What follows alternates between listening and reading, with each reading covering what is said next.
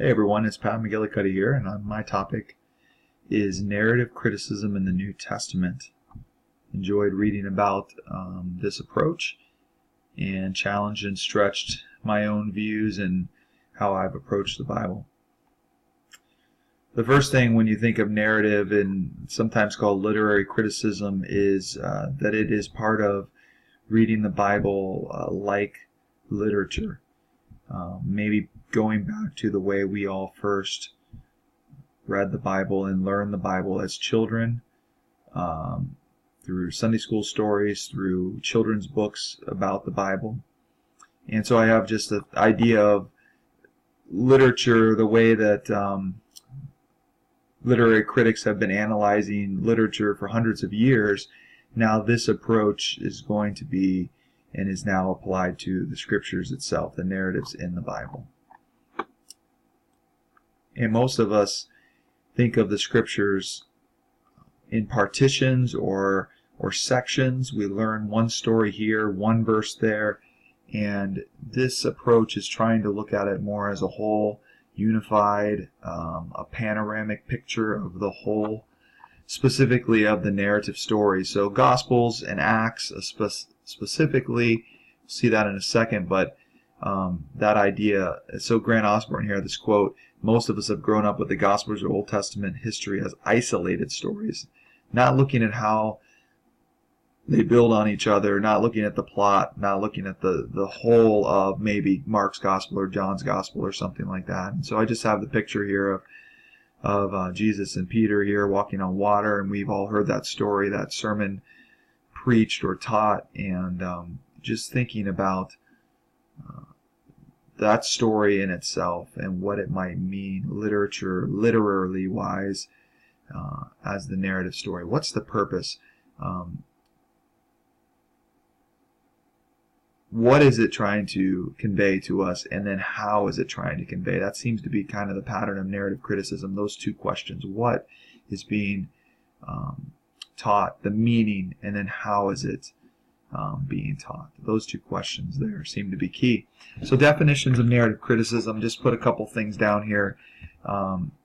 David Rhodes, a quote from maybe one of the first people to use this terminology in the New Testament studies at SBL in 1980, says, the formal features of narrative in the text of the Gospels.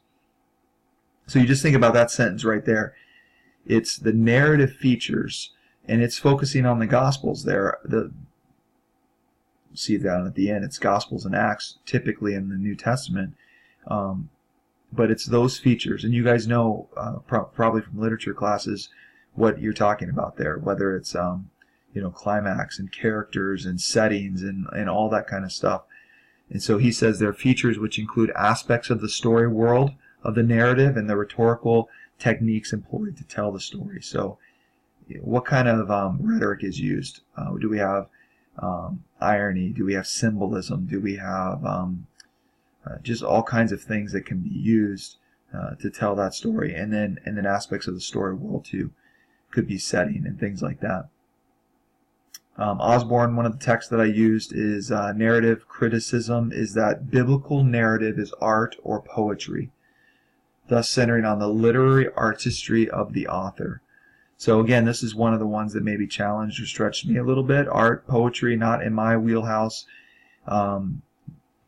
Literature review, not something I enjoy doing. I know some of you guys have enjoyed that quite a bit in your own studies, I think, but not really something that has been what I like. So this has stretched me a lot. Those words, art and poetry, just scare me normally when I'm doing this kind of thing. Third one there, by Powell, narrative criticism focuses on stories in biblical literature and attempts to read these stories with insights drawn from the secular field of modern literary criticism. So again, using what's been going on for maybe hundreds of years in the literature world, in the secular world, and now applying that stuff. So that's one advantage just early on to think about, is this, while it might be new to the New Testament and the scriptures, this is not a new science. So it's something that has proven track records and things like that in the secular world. So that's an advantage, I think. We can also compare it to how it's been used in the secular world as well. And then finally there, by Brenzel, narrative criticism is chiefly an approach to reading the Gospels and Acts. So in the New Testament, when you're talking about narrative, that's kind of a limited scope. There have been, I read some material that says that maybe Philemon, a little bit of the epistles, specifically Philemon, might be kind of a story narrative mode, and then some work maybe that's been done in Revelation as a narrative as well. And so as we think about that, there's some other possibilities of where it might come into play even later on, since this is a newer area. Some aspects of narrative criticism, just throwing them all up here. I know that's a lot to look at, but as you think about it, we've got the implied author and narrator. So one of the key components, we'll see this coming up later, maybe in a weakness as well, but the idea that the real author is not somebody that we ever meet. So the author portrays himself in a certain way to get a meaning across, and that's key because that's what we're trying to figure out. So really, the real author in this field or area, it doesn't matter at all. It's what is the author trying to portray themselves as, and that's the narrator too. And so a lot of the texts that I read put them together, did not see a difference between narrator and implied and the author there. One example might be the we sections in the book of Acts, where you have Luke actually showing up, but that narrator is the key, and what is he trying to say? And we read a lot of this in Sternberg, where he talked about the narrator being omniscient, and that seemed to be very key, that the narrator could know things, and what they decide to say and not say obviously controls the meaning quite a bit. They know what people are thinking, they know motives, they have a omnipresence as well. They can move from one point to another, but they even have almost like a temporal omnipresence, where they can move from one time to the other instantaneously. And so that's key to understanding the meaning of the text, that sometimes hidden narrator, and trying to figure out his meaning, why he does things, and that type of stuff. Then the next one, same idea as the implied reader. Again, this one might be a show up in our weakness section. There's also some ideas that this could show up in our strength section as well. So the implied reader is saying, we don't know the original readers. We're going to, in other fields, we might try to analyze who the original readers were, but we just don't know. And so obviously we aren't we're the real reader. We're not the implied reader either. But this goal is to find out who is the implied reader of the author. And so we're going to be reading into the text saying, who are they speaking to? And this is key, because the narrative is, what do they want us to do? Not just what does it mean, but what do they want the implied reader to do with that? And so that's key. Sometimes it's called the ideal reader. Like who was John and Mark and Luke and those guys actually trying to reach? You know, we might say we're writing a novel to reach unreached people or something like that. So who would be the ideal or the implied reader? The quote I read said, the New Testament narratives have agendas, purposes, and intended effects on the readers. So who are those people, and what are those effects? That's key there for the implied reader. Talk about weaknesses later, saying, is there only one implied reader though? You know, you get an example like the prodigal son, where I've heard this said many times, you might have multiple different people reading that from an angle of the older brother or the prodigal son. Who is the implied reader there? Might be more than one. Pharisees maybe being the older brother, and maybe the sinners being the prodigal. So interesting to start analyzing that. You almost get tempted to do it as soon as you're talking about it. So number 3 there, the third dot there, the text has its own autonomous integrity. This is kind of one of those areas that made me struggle just a little bit, and the whole idea that it's not about whether the text is fiction or nonfiction. I remember reading that in Sternberg and just getting kind of frustrated. Like, I can't talk about the text being fiction, but Sternberg just says, look, it doesn't really matter. It doesn't matter, for example, if there are miracles or not. The purpose in the literature was to put miracles for a reason. Who cares if there were miracles? What was the reason they're in there is what this narrative criticism is asking. Again, that's a little bit of a struggle for me, trying to figure that out, trying to be okay with that. The transmission of the text. So these things just don't matter. The transmission of the text doesn't matter. It's the final text that we have now that matters. Again, we already talked about the author doesn't matter, the audience doesn't matter, those kind of things. It's the implied author, the implied audience, those kind of things. The historical context doesn't matter. Some of those things just are gone. It's just what's contained inside the story that matters. And so it has its, that's why it says it has its autonomous integrity. You could pull out the book apart from everything else, not knowing the history, not knowing the Bible as a whole, be able to pull that out, and it's fine. Again, there's some gaps there, but we'll see some strengths there as well. Unity of the narrative as a whole, so the fact that the narrative has a wholeness, it comes to us the way it is, therefore it's meant to be a whole, unified structure. It goes right along. I'll just continue the second one as well, so I don't run out of time, but it goes right along. The sequential reading of the text is crucial to understand it as a whole. So it's unified, it's brought together the way it is, and so therefore it's meant to be read in this sequential order, and it's meant to have maybe foreshadowing. Well, if you're reading stories, all over the scripture, then you're going to lose a lot of those narrative aspects that you would get. Now, one example of this, just in my own studies, I remember in grad school at Fuller, we did two examples of this actually. One in the New Testament, one in the where we read the book of Genesis as a whole. We were required to take the whole book in one sitting and read Genesis 1 and Genesis 50 and kind of get this gigantic picture of it. Probably some early narrative criticism that I never really even knew what I was doing, but that's what we were required. And then the other example, same thing, book of Job. We sat together in a class. We each took characters and we read the entire book of Job in one sitting instead of reading one verse, two verse here and there. And you see kind of this order of events, some of the mystery that's there. Now, of course, I always say the Bible's so hard because we know the story so well. It's kind of hard to, we have the spoiler alerts already. Jesus raises from the dead. Oh, no, I didn't know that. But, I think of the Lazarus story, for example. If I'm reading John, the Gospel of John, and you get to Lazarus, and Lazarus dies, and you don't know if Jesus is going to raise him from the dead or not. And then you don't know that Jesus raised from the dead. And so there's this foreshadowing of Jesus there in Lazarus that you just didn't know yet if you're reading it as a narrative. And so notice that next line, this list of literary dynamics in the very first one, the ordering of events.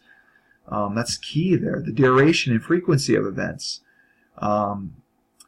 We talked about some others that aren't in this list that Sternberg talked about. The gaps, repetition obviously is a big one. I should have that on this list. But other ones that he has, causal links. These are from Green and a couple other sources that I use. Conflict, characters, empathy, point of view.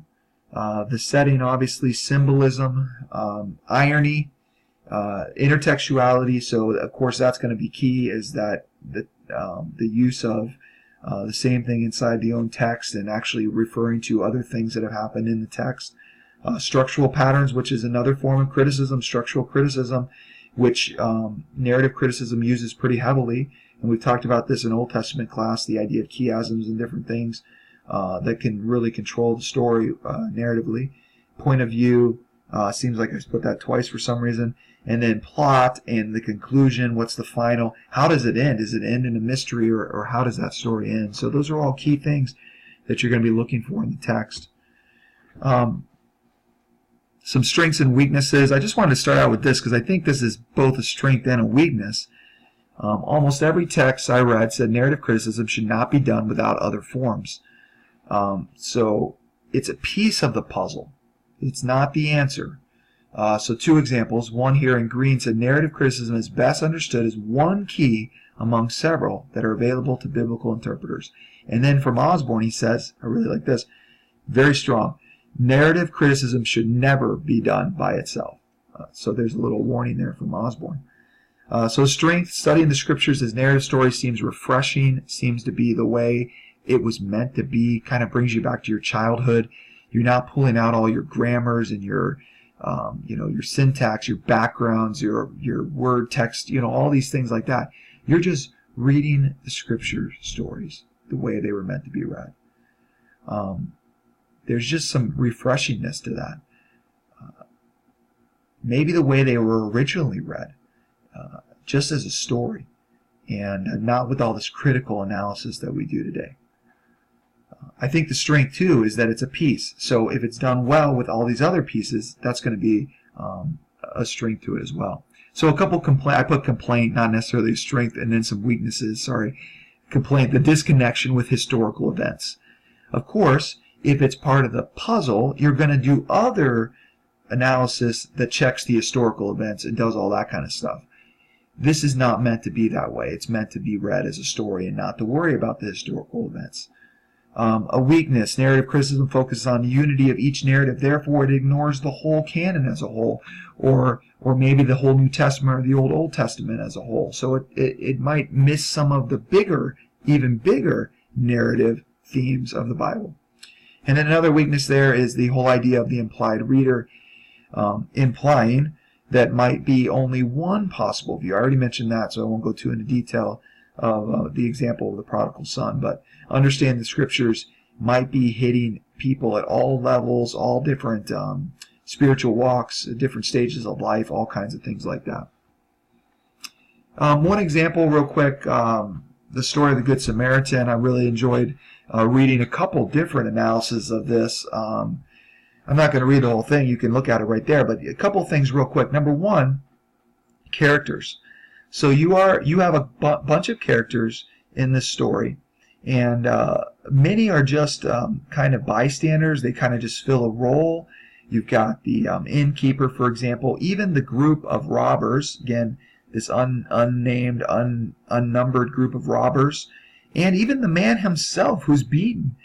They're just props, if you would. They don't have names. They don't talk. They're just there. The key characters are the Levite, the priest, and the Samaritan. And notice in the text, if you can see, I don't know if you can see this arrow here, the Levite and the priest take up very small amounts of text. Priest was going down the road. When he saw him, he passed by on the other side. That's it. Levite came to the place and saw him, passed by. That's it. Then, from here to here is all the Samaritan. So you see this major emphasis on the Samaritan versus these guys. You see a pattern. They saw him, passed by. Saw him, passed by. Then the Samaritan, again, repetition. Saw him. Your literary thought is, and passed by. No, had compassion. So you see that. Here's the emphasis right here in the middle of the text. Had compassion.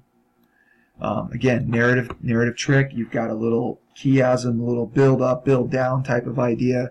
This guy is departing, going on a trip, gets beat up right in the middle of the story, right at the climax. What's the Samaritan going to do? He's not going to pass by. He's going to have compassion. And then again, the emphasis is on the Samaritan. He journeys. He does all these things. There's so many verbs that are used of what he does. He's the only one that talks in the story as well. So many things in there that are narrative, and I wish you could spend a lot of time analyzing this kind of thing. And then, of course, analyzing it in its place. So this story is inside another story where Jesus is talking, answering a question, who is my neighbor? And so that's important as well. I'm going to put a couple texts that I used in the spot where we put this video, and I hope you enjoyed this. Thank you very much. Looking forward to your discussion on it.